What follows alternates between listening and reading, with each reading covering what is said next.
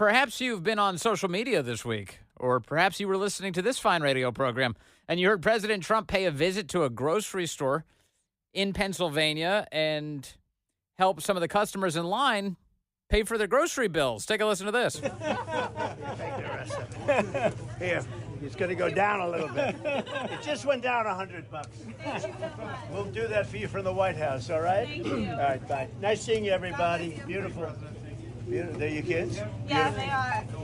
Perfecto. Perfecto. There you kids? Perfecto, he says after handing out a couple fresh Benjamins to people trying to pay for groceries in this economy.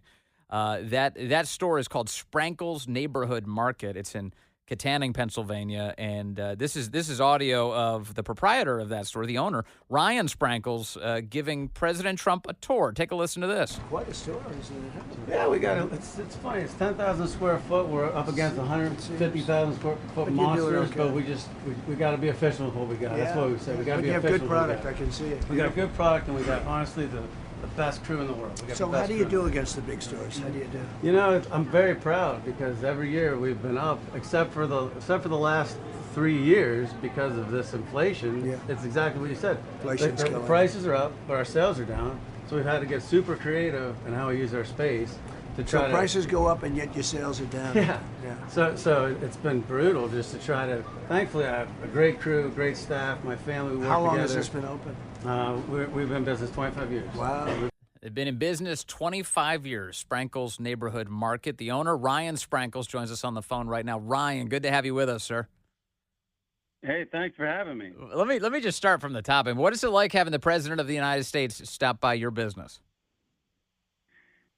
I mean, unbelievable, just unbelievable. The amount of excitement, the amount of adrenaline, just the anticipation of waiting for him to arrive. You know, the crowds were insane. I mean, I haven't seen crowds like that in Katanning, Pennsylvania, you know, for parades, you know, let alone the president coming in. The crazy thing was that we kept it a secret, or we tried to, but once the word went out, it was literally a sea of people. So, I mean, I knew he was coming, but I heard it from the crowd before I saw it. Then the vehicles rolled up, and the Secret Service gets out, and there's some media that came in, and next thing you know, I'm standing in the entrance of my store, and President Donald Trump comes walking towards me. It was a lot to take in. It was an experience I'll never forget. That's funny. Did you get any sleep the night before? What time did you wake up?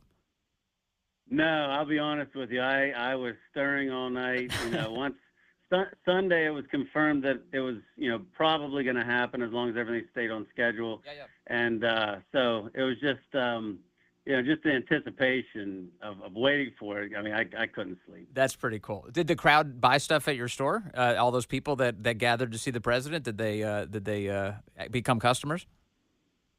Well, I'll tell you this much: the next day, our foot traffic, I you know, you don't know how it's going to be when you get into hosting political figures. Sure. Normally, you stay away from that, but you know, the way I look at it, if no matter what side of the aisle, if somebody of that status is willing to pay a visit and see what's happening in our town, see what's happening in our business, you know, we welcome them with open arms. So, but I was pleasantly surprised because I showed up the next day and I couldn't even get into the parking lot. So it was great, the amount of support following the event.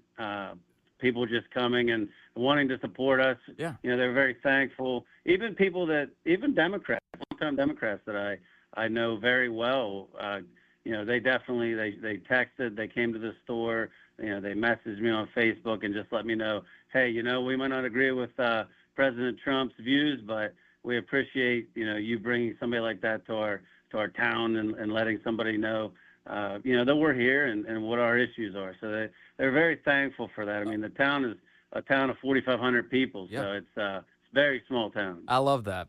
Reasonable Democrats, not MSNBC contributors, just normal people. And so they're happy with you. You're right about the peril of politics, though, for a business like yours. I did see some reporting that the lefties from across the country have been what we call this brigading. They jump into your reviews online to try and make it appear like your business is not great.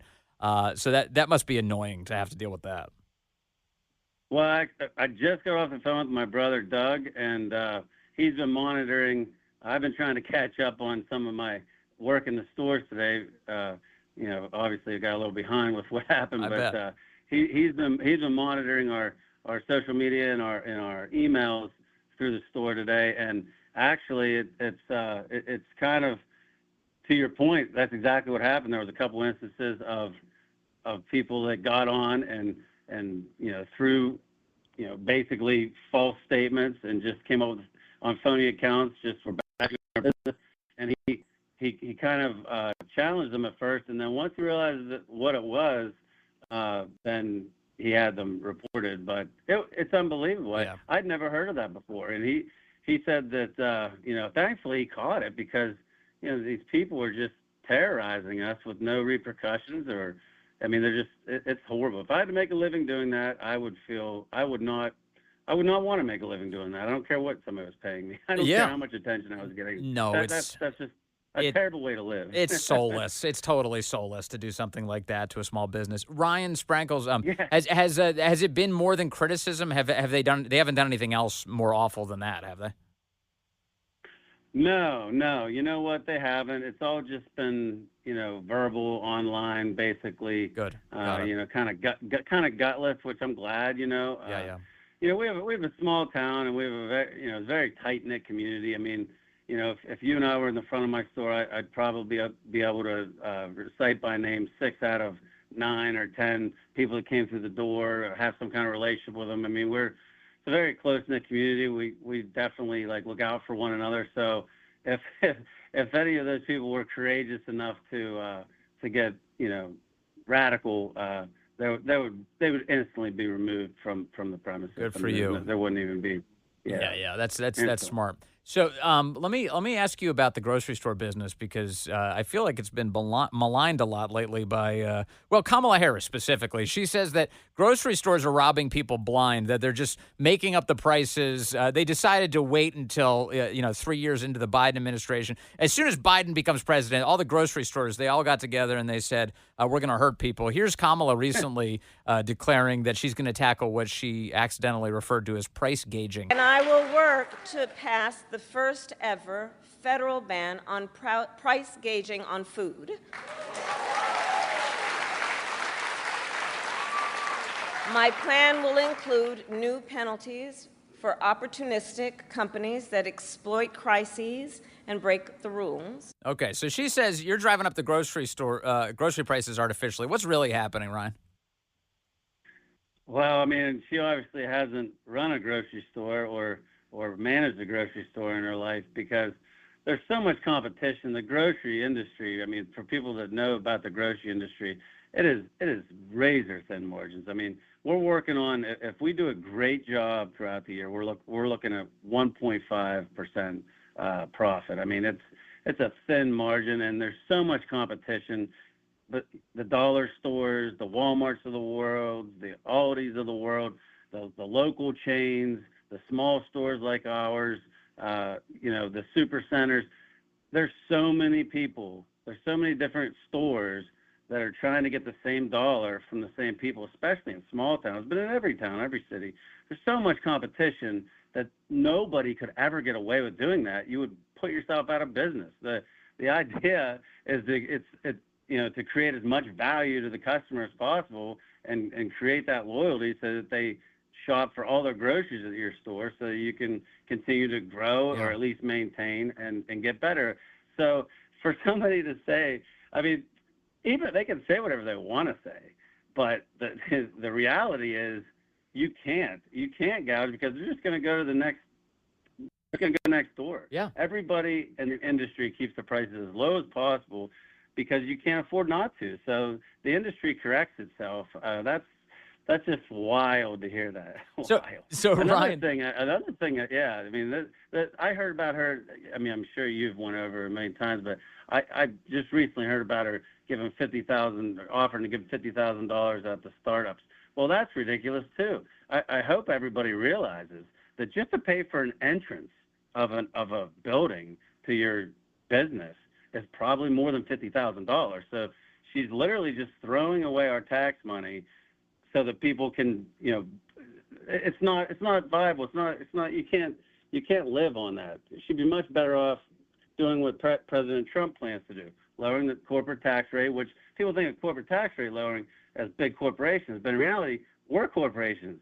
All of my fellow independents are corporations. We're the ones that'll benefit from that and be able to reinvest with that.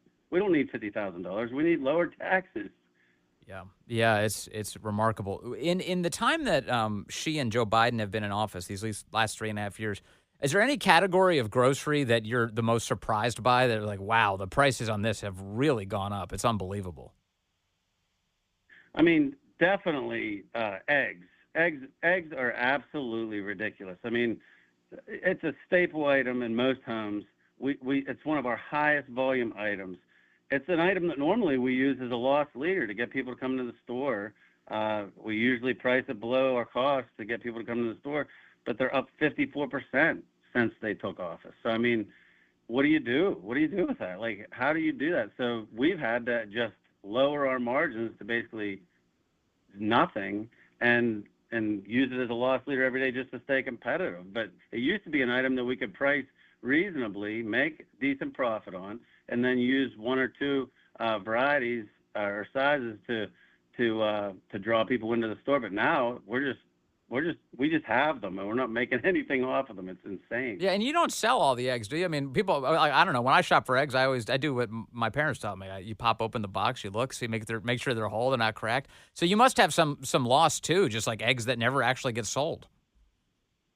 Exactly, and the way the market used to be, you could have eggs out there at a very good price and build enough margin in to offset your loss. Yeah. But now you can't even offset your loss. I mean, anything that's a loss is now truly a loss because you're trying to hold the pricing so low, but the cost is so high, and it just stays there. It's kind of crazy. Have you seen Never seen anything like that. Have you seen customers have to downgrade the types of things that they buy from your store because they can't afford the things that they used to consume? Absolutely. That's been another challenge. I just got an email this morning from our main supplier, Merchants Distributors, and they sent out a report. It was a news. It was a supermarket news article, and it went over. And we're seeing this, but it was nice to see that we're not alone in this. The people are definitely downsizing. They're definitely cutting back, and they're cutting back on the areas that we rely on for draws, meat and dairy and some of the extra items, some of the higher end items where you're making some decent margin. Those are the items that they're cutting out, and those are the items that we as independents throughout the country rely on to separate ourselves from the big guys. So now our competitive advantage is being cut, and it's killing the independent grocers and the independent businesses. It's just killing them. So what it sounds like is if the Biden-Harris agenda were to continue, that could very much, as you put it, kill businesses like yours. Oh, if the current trends were to continue, I'm not going to say kill because, we've been around 25 years and some of our friends have too. Now, we've seen a lot of friends go out of business, unfortunately, two or three in the last couple of years. But you just have to. I always say in the independent grocery business, I'm sure it's true of any business. It's like playing a football game. You have to play to the officiating. So if the officials are calling it looser, okay, then you can be more aggressive. You can invest. You can invest in your people. You can invest in new equipment. You can invest in new ideas. But if they're calling it really tight, then you just have to tighten up. And what does that result in? It results in us using less hours, which means less jobs. Yeah. It's less use of suppliers, less purchasing on our end, less purchasing of equipment, less purchasing of maintenance. So it affects all the maintenance jobs in our area. It affects all the equipment sales in our area, and it's just it's a trickle down effect, and it's obviously very bad for small towns like ours. Ryan Sprankles, I am so grateful for our conversation today, and I hope a lot more people keep coming back to your store. Thank you very much, Ryan. Nice to talk to you today.